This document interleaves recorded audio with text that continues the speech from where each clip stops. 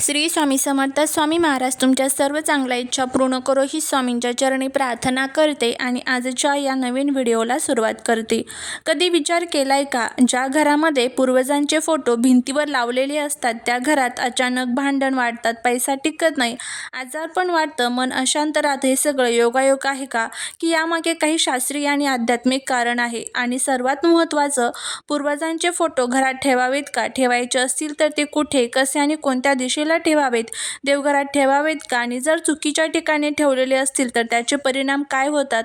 आजच्या या व्हिडिओमध्ये आपण याच सगळ्यांची सविस्तर पुराणशास्त्र आणि वास्तुशास्त्राच्या आधारावर माहिती पाहणार आहोत. त्यामुळे व्हिडिओ हा शेवटपर्यंत नक्की पहा, कारण शेवटी मी एक असा उपाय सांगणार आहे जो अनेक घरांमध्ये चालू असलेले अडथळे कमी करू शकतो. व्हिडिओ हा स्किप न करता शेवटपर्यंत पहा. चॅनलवरती जर नवीन असाल तर चॅनलला सबस्क्राईब करा आणि असेच माहितीपूर्ण नवनवीन व्हिडिओ पाहण्यासाठी बेल आयकॉनलाही प्रेस करा, म्हणजे जेव्हा कधी मी नवीन व्हिडिओ अपलोड करेल त्याचं नोटिफिकेशन सर्वात अगोदर तुम्हाला भेटेल आणि तुम्ही एक पण व्हिडिओ मिस करणार नाही. त्याचबरोबर कमेंटमध्ये ओम पितृदेवाय नमः लिहायला अजिबात विसरू नका, जेणेकरून आपल्या पूर्वजांचे तुमच्या कुटुंबावरती, मुलांवरती अगदी भरभरून अशी कृपा होईल. आपल्या जीवनात पूर्वज म्हणजे फक्त आजोबा, आजी किंवा पणजोबा एवढीच नाही, तर पूर्वज म्हणजे आपल्या कुळातील ते सर्व लोक जे आपल्या आधी या पृथ्वीवर होऊन गेले. आई वडील, आजी आजोबा, पणजोबा, पणजी आणि त्यांच्याही आधीचे पिढ्यानपिढ्या. भारतीय संस्कृतीमध्ये असं मानलं जातं की आपण आज ज्या घरात जन्म घेतो, त्या कुळात जन्म घेतो, ते आपल्या पूर्वजांच्या पुण्याईमुळेच, त्यांच्या आशीर्वादामुळेच आपल्याला जीवन, संस्कार आणि ओळख मिळते. म्हणूनच हिंदू धर्मात श्राद्ध, तर्पण, पितृपक्ष, अमावस्या, महालय यांना इतकं महत्त्व दिलं जातं. शास्त्रात पूर्वजांचे महत्त्व सांगण्यात आलेले आहे. गरुड पुराण, मत्स्य पुराण आणि इतर अनेक धर्मग्रंथांमध्ये सांगितले आहे की पूर्वज हे आपल्या जीवनात अदृश्य शक्तीप्रमाणे कार्य करत असतात. जर पूर्वज प्रसन्न असतील तर घरात सुख शांती राहते, कामात यश मिळतं, अडचणी कमी होतात, घरात सकारात्मक ऊर्जा वाढते. आणि जर पूर्वज असंतुष्ट असतील तर विनाकारण अडथळे येतात, पैसा टिकत नाही, आजार पण वाढतं, घरात सतत वादविवाद होतात, मन अस्वस्थ राहतं. याला शास्त्रात पितृदोष असं म्हटलं जातं. माणूस गेल्यानंतर त्याचा फोटो हा ठेवला जातो का? आपल्याकडे एक भावनिक सवय आहे. ज्यांना आपण प्रेम केलं, त्यांनी आपल्यासाठी आयुष्य घालवलं, ते गेले की त्यांचा फोटो आपण घरात ठेवतो, कारण तो फोटो म्हणजे आठवण, तो फोटो म्हणजे आदर, तो फोटो म्हणजे कृतज्ञता. हे भावनीय दृष्टिकोनातून पूर्णपणे बरोबर आहे, पण वास्तुशास्त्र आणि आध्यात्मिक दृष्टीने प्रत्येक गोष्ट कुठे ठेवायची याचे नियम असतात आणि इथेच लोक अनेक चुका करतात. पूर्वजांचे फोटो घरात ठेवावेत का, हा प्रश्न खूप महत्त्वाचा आहे.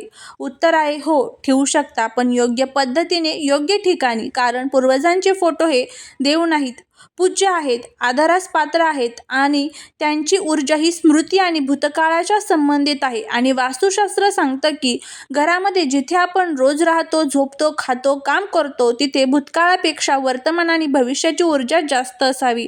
देवघरात पूर्वजांचे फोटो का ठेवू नयेत, ही सर्वात मोठी चूक अनेक घरामध्ये होते. देवघर म्हणजे ईश्वराची पूजा, सकारात्मक सात्विक ऊर्जा, उन्नती, साधना आणि शुद्धता. आणि पूर्वजांचे फोटो म्हणजे स्मृती, भूतकाळ, भावनिक जोड. शास्त्र सांगतं की देव आणि पितर यांची पूजा करण्याची पद्धत वेगळी आहे. देवांना आपण रोज पूजा करतो, आरती करतो, नैवेद्य दाखवतो, पण पूर्वजांसाठी श्राद्ध, तर्पण, पिंडदान यासारखे वेगळे विधी आहेत. म्हणूनच देवघरात पूर्वजांचे फोटो ठेवू नयेत, देवांच्या मूर्तीसोबत ठेवू नयेत. रोज अगरबत्ती, दिवा पूर्वजांच्या फोटोसमोर देवासारखा लावू नये, कारण यामुळे पूर्वजांचा संघर्ष निर्माण होतो. भिंतीवर पूर्वजांचे फोटो लावल्यावर काय परिणाम होऊ शकतात, हा आजच्या या व्हिडिओचा खूप संवेदनशील भाग आहे, पण खूप सत्य आहे. त्यामुळे व्हिडिओ हा स्किप न करता शेवटपर्यंत पहा. चॅनलवरती जर नवीन असाल तर चॅनलला सबस्क्राईब करून कमेंटमध्ये ओम पितृदेवाय नमः लिहायला विसरू नका. ज्या घरामध्ये हॉलमध्ये, बेडरूममध्ये किंवा समोरच्या भिंतीवर अनेक पूर्वजांचे फोटो लावलेले असतात आणि ते रोज डोळ्यांसमोर असतात, त्या घरामध्ये अनेकदा दिसून येतं नकळत उदासी, मनावर दडपण, सतत भूतकाळाच्या आठवणी, प्रगतीत अडखळलेली, नात्यांमध्ये तणाव, झोप न लागणं किंवा अस्वस्थता. याचं कारण असं सांगितलं जाते की फोटो हे स्मृतीची ऊर्जा धारण करतं आणि मृत व्यक्तीची ऊर्जा ही स्थिर असते, पूर्णत्वाला गेलेली असते. ती ऊर्जा सतत जिवंत लोकांच्या दैनंदिन जीवनात मिसळली तर मन नकळत मागे ओढलं जातं. मग पूर्वजांचे फोटो कुठे ठेवावेत? वास्तुशास्त्रानुसार पूर्वजांचे फोटो दक्षिण किंवा पश्चिम दिशेच्या भिंतीवर ठेवावेत, कारण या दिशा पितर आणि भूतकाळाच्या संबंधित मानल्या जातात. या दिशेला ठेवलेले फोटो स्मरण आणि आदराशी योग्य ठरतात. उत्तर किंवा ईशान्य दिशेला ठेवू नयेत, कारण त्या दिशा देवपूजा, प्रगती आणि सकारात्मक ऊर्जेसाठी असतात. तिथे पूर्वजांचे फोटो ठेवल्यास ऊर्जेचा संघर्ष तयार होतो. घरामध्ये नेमके कुठे ठेवावेत? योग्य जागा कोणती? हॉलमधील शांत कोपरा, वेगळा कपाटाचा किंवा शेल्फचा भाग, जिथे रोज उठबस, झोप किंवा जेवण होत नाही अशी जागा, जिथे शांतपणे उभे राहून फक्त आधाराने पाहता येईल अशी जागा. चुकीच्या जागेवरती फोटो चुकूनही ठेवू नये. मग त्या जागा कोणत्या? बेडरूममध्ये, विशेष बेडसमोर किंवा बेडच्या बाजूला, किचनमध्ये, डायनिंग टेबल समोर, देवघरात किंवा देवांच्या मूर्तीसोबत, समोरच्या भिंतीवर जिथे सतत नजर जाते. बेडरूममध्ये फोटो का ठेवू नयेत? हा मुद्दा खूप महत्त्वाचा आहे. बेडरूम म्हणजे विश्रांती, वैयक्तिक आयुष्य, मानसिक शांतता आणि पती-पत्नीतील संबंध. तिथे जर पूर्वजांचे फोटो असतील तर नकळत अस्वस्थता वाढते, झोपेवर परिणाम होतो, नात्यांमध्ये ताण निर्माण होतो, मन सतत गंभीर आणि उदास राहतं. शास्त्र सांगतं बेडरूममध्ये फक्त जिवंत, आनंदी आणि आठवणारी दर्शवणारे फोटो ठेवावेत. किती फोटो ठेवावेत हे सुद्धा खूप महत्त्वाचा भाग आहे. फक्त अगदी जवळच्या पूर्वजांचे फोटो ठेवा. उदाहरणार्थ आई-वडील, आजी-आजोबा, पणजोबा-पणजी. खूप जुन्या पिढ्यांचे, ओळखही नसलेल्या लोकांचे फोटो भिंतीवर लावू नयेत. खूप जास्त फोटो एकाच ठिकाणी लावू नयेत. संपूर्ण भिंत पूर्वजांच्या फोटोने भरू नये, कारण हे घर जिवंत लोकांसाठी असतं, स्मारकांसाठी नाही. आदर ठेवा, पण घराची ऊर्जा जिवंत ठेवा.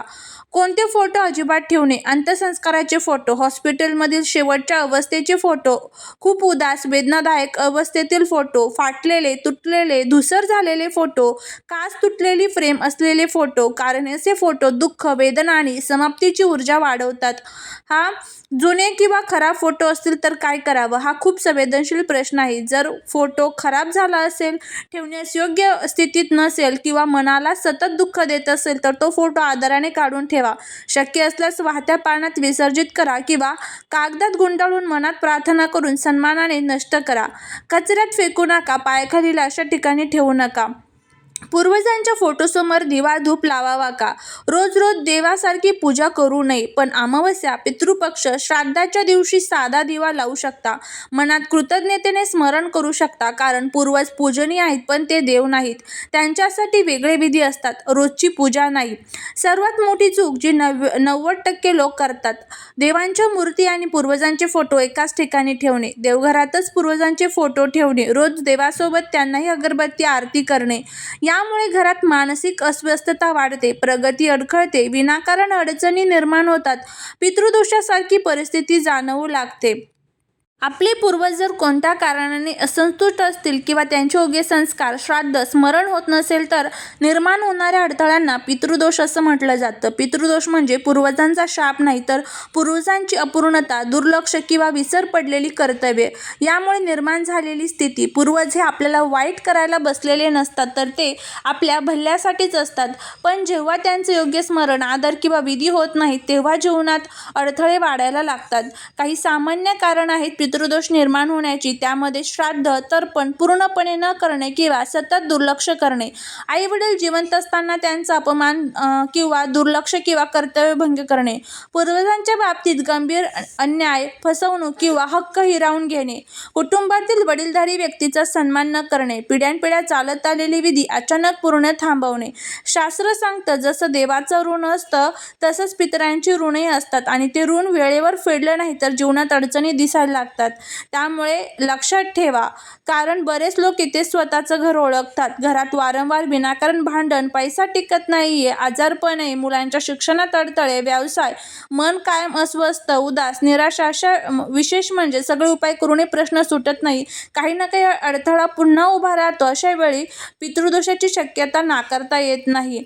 त्यामुळे पितृदोष असेल तर तो दूर करण्यासाठी प्रयत्न आपल्याला करायचा असतो. त्यानंतर एक सोपा उपाय, दर महिन्याला एकदा शांत बसून म्हणा, ज्या ज्या पूर्वजांमुळे मला हे जीवन मिळालं त्या सर्वांची मी मनापासून आभारी आहे. माझ्याकडून काही चूक झाली असेल तर क्षमा असावी. हे शब्द उच्चारताना मनात खूप हलकेपणा जाणवेल. एक गोष्ट लक्षात ठेवा, पितृदोष हा फक्त शब्द ऐकून घाबरायचं कारण नाही, हा शाप नाही, ही एक सुधारण्याची संधी आहे. जसं आपण देवाची पूजा करून मार्ग मोकळा करतो, तसंच पूर्वजांचा सन्मान, स्मरण आणि कृतज्ञता दाखवली की अनेक अडथळे आपोआप हलके व्हायला सुरुवात होतात.